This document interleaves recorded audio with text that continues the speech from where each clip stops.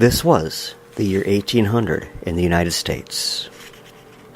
The year 1800 was indeed an interesting year in the United States. Let's look at some of the highlights. Our president was John Adams, who was a member of the Federalist Party. His vice president was Thomas Jefferson, who was of the Democratic Republican Party. Interesting that they were not of the same political mindset, something which is pretty much unheard of in modern politics. The Federalist Party was the first American political party, and it lasted from the 1790s to 1816. The Federalists controlled the federal government until 1801, and the United States had only one Federalist president, and that was John Adams. The Federalist policies called for a national bank, tariffs, and good relations with Britain. The election of 1800 was indeed a hard-fought one, and after that the Federalists never returned to power.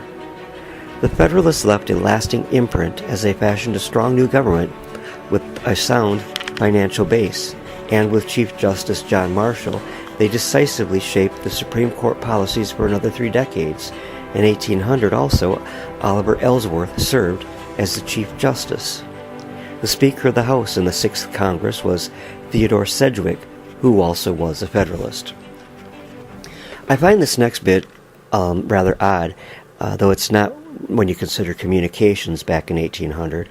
Voting began in April 1800 for the United States presidential election rather than in November as we do it now. And the voting lasted until October, and the results were not even released until February of 1801. And I get a little ticked if a winner is not announced the night of the election and I have to wait till morning to find out who it is. But on December 3rd, 1800, electors met in their states and cast votes for the next president of the United States.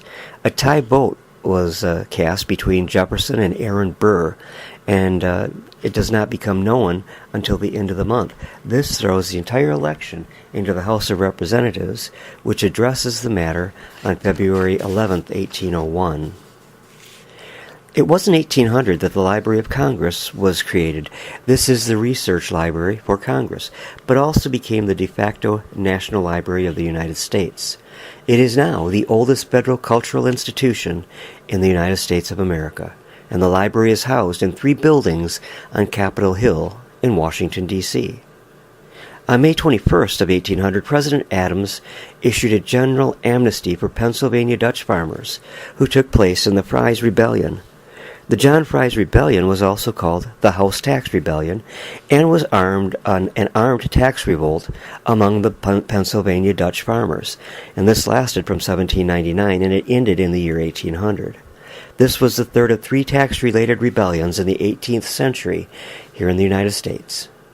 1800 saw the forming of the Indiana Territory, which was formed by an act of Congress as the first new territory created from the lands of the Northwest Territory. On July 10, 1800, Connecticut cedes its Western Reserve, an area of present-day Ohio, to the federal government, which added it to the Northwest Territory. And then on August 4th, the second United States Census was conducted and found that 5,308,483 people lived in the United States, of which 893,602 were slaves. On August 30th, Gabriel Prosser's slave revolt in Richmond, Virginia, was postponed due to weather. Later, Gabriel was captured and hanged on October 10th along with 23 other slaves. Word of the rebellion had reached Virginia's governor, then James Madison, who called in the state militia. On September 30th, the Convention of 1800, also known as the Treaty of Mortefontaine, was signed between the United States, France, and Britain, ending what was known as the Quasi-War. The Quasi-War was waged primarily in the Caribbean and had existed since the American delegation to France, arriving in 1797, had been told that Americans had to pay $250,000 to see, not negotiate with the French ambassador, but just to see him. This was scandalous, of course, here in America, and French warships seized American merchant ships in the Caribbean, and American privateers retaliated against French shipping. On October 1st, in the Third Treaty of San Ildefonso, Spain returned Louisiana to France.